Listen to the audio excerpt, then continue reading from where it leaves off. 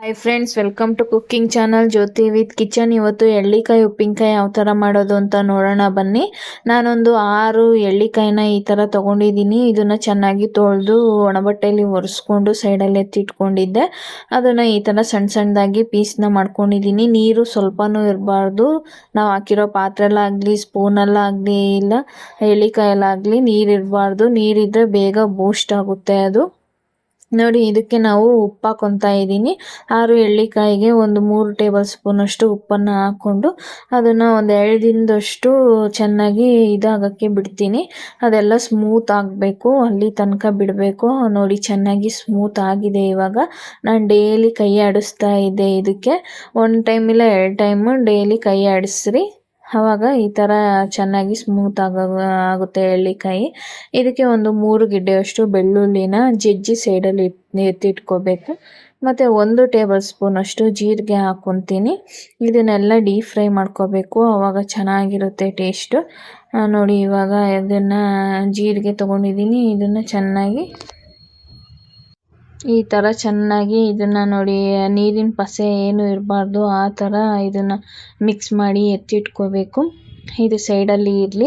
ಇದಕ್ಕೆ 1 table spoon ಅಷ್ಟು ಜೀರಿಗೆ ತೊಗೊಂಡಿದ್ವಿ. ಮತ್ತು ಇನ್ನೊಂದು ಟೇಬಲ್ ಸ್ಪೂನ್ ಅಷ್ಟು ಸಾಸಿವೆನ ತೊಗೋಬೇಕು. ನಿಮಗೆ ಕ್ವಾಂಟಿಟಿ ಜಾಸ್ತಿ ಇದ್ದರೆ ಇದಕ್ಕೆ ಡಬಲ್ ಕ್ವಾಂಟಿಟಿ ಹಾಕ್ಕೊಳ್ಳಿ. ಮತ್ತು ಒಂದು ಅರ್ಧ ಟೇಬಲ್ ಸ್ಪೂನ್ ಅಷ್ಟು ನಾನು ಮೆಂತ್ಯಕಾಳನ್ನ ತೊಗೊಂಡಿದ್ದೀನಿ. ತುಂಬಾ ಚೆನ್ನಾಗಿರುತ್ತೆ ಫ್ರೆಂಡ್ಸ್. ನೀವು ಒಂದ್ಸತಿ ಮಾಡ್ಕೊಂಡು ನೋಡಿ, ತುಂಬ ಟೇಸ್ಟಾಗಿರುತ್ತೆ. ಉಪ್ಪಿನಕಾಯಿ ಎಷ್ಟು ದಿನ ಇಟ್ಟರು ಏನೂ ಆಗಲ್ಲ, ಅಷ್ಟು ಚೆನ್ನಾಗಿರುತ್ತೆ. ಬಟ್ ನೀರು ಮಾತ್ರ ಸೋಕಿಸ್ಬಾರ್ದು. ಅದಕ್ಕೆ ನೀರು ಸೋಕಿಸಿದ್ರೆ ಬೇಗನೆ ಹಾಳಾಗುತ್ತೆ. ಇದು ನೋಡಿ, ಬೆಳ್ಳುಳ್ಳಿನ ಎಲ್ಲ ನಾವು ಜಜ್ಜಿ ಸೈಡಲ್ಲಿ ಎತ್ತಿಟ್ಕೊಂಡು ನಾವು ಎಳ್ಳಿಕಾಯಿನ ಅದನ್ನು ಸ್ಮೂತ್ ಆಗೋಕ್ಕೆ ಬಿಟ್ಟಿದ್ವಲ್ವ, ಅದಕ್ಕೇ ಬೆಳ್ಳುಳ್ಳಿ ಹಾಕ್ಕೊತೀನಿ. ಇದಕ್ಕೆ ಖಾರಕ್ಕೆ ಎಷ್ಟು ಬೇಕೋ ಅಷ್ಟು. ಸ್ವಲ್ಪ ಉಪ್ಪಿನಕಾಯಿ ಅಂದರೆ ಉಪ್ಪು ಹುಳಿ ಖಾರ ಎಲ್ಲ ಜಾಸ್ತಿನೇ ಇರಬೇಕು. ನಾನು ಒಂದು 20 ರಿಂದ 25 ಒಣಮೆಣ್ಸಿನ್ಕಾಯಿನ ತೊಗೊಂಡಿದ್ದೀನಿ. ಒಂದು ಬಾಣಲೆನ ಇಟ್ಕೊಂಡ್ಬಿಟ್ಟು ಅದಕ್ಕೆ ಮೆಣಸಿನ್ಕಾಯಿ, ಜೀರಿಗೆ ಮತ್ತು ಮೆಂತ್ಯ ಅದನ್ನೆಲ್ಲ ಹಾಕಿ ಹುರ್ಕೋಬೇಕು ಚೆನ್ನಾಗಿ. ನೋಡಿ, ಡೀಪ್ ಫ್ರೈ ಮಾಡ್ತಾ ಇದ್ದೀನಿ ನಾನು. ನಿಮಗೆ ಇದು ಖಾರ ತುಂಬ ಇದೆ, ಅದಕ್ಕೆ ನಾನು 20 ರಿಂದ 25 ಹಾಕ್ಕೊಂಡಿದ್ದೀನಿ. ನೀವು ಖಾರಕ್ಕೆ ಅನುಗುಣವಾಗಿ ಹಾಕ್ಕೊಳ್ಳಿ. ಇವಾಗ ಇದಕ್ಕೇ ಸಾಸಿವೆ ಮತ್ತು ಜೀರಿಗೆ, ಮೆಂತ್ಯಕಾಳನ್ನು ಹಾಕ್ಕೊಂಡು ಚೆನ್ನಾಗಿ ಫ್ರೈ ಮಾಡ್ಕೋಬೇಕು. ಅದೆಲ್ಲ ಘಮ ಬಿಡಬೇಕು, ಅಲ್ಲಿ ತನಕ ಚೆನ್ನಾಗಿ ಫ್ರೈ ಮಾಡ್ಕೊಳ್ಳಿ.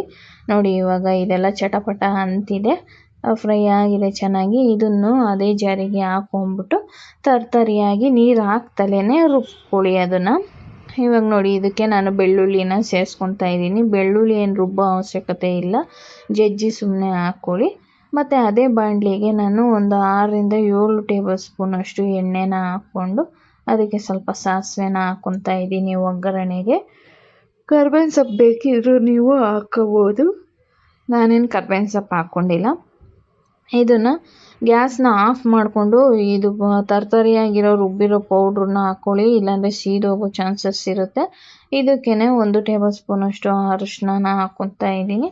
ಹಾಕ್ಕೊಂಡು ಅದನ್ನೆಲ್ಲ ಚೆನ್ನಾಗಿ ಫ್ರೈ ಮಾಡ್ಕೊಂಬಿಟ್ಟು ಈ ಎಳ್ಳಿಕಾಯಿ ಮತ್ತು ಬೆಳ್ಳುಳ್ಳಿ ಇತ್ತಲ್ಲ ಅದನ್ನು ಅದಕ್ಕೆ ಹಾಕ್ಕೊಂಡು ಗ್ಯಾಸ್ನ ಆಫ್ ಮಾಡಿದ್ದೀನಿ ನಾನು. ಆಫ್ ಮಾಡಿ ಇದನ್ನೆಲ್ಲ ಚೆನ್ನಾಗಿ ಸೇರಿಸ್ಕೊಳ್ಳಿ. ಬೇಕು ಅಂದರೆ ನಿಮಗೆ ಕಲ್ಲರಿಗೆ ಅಚ್ಕಾರದ ಪುಡಿನೂ ಬೇಕಾದರೆ ಸೇರಿಸ್ಕೋಬೋದು. ನೋಡಿ, ಇಷ್ಟು ಚೆನ್ನಾಗಿದೆ ಫ್ರೆಂಡ್ಸ್. ಈ ವಿಡಿಯೋ ಇಷ್ಟ ಆದರೆ ನನ್ನ ಚಾನಲ್ನ ಸಬ್ಸ್ಕ್ರೈಬ್ ಮಾಡ್ಕೊಳ್ಳಿ, ಲೈಕ್ ಮಾಡಿ, ಶೇರ್ ಮಾಡಿ, ಕಮೆಂಟ್ ಮಾಡಿ. Thanks to all.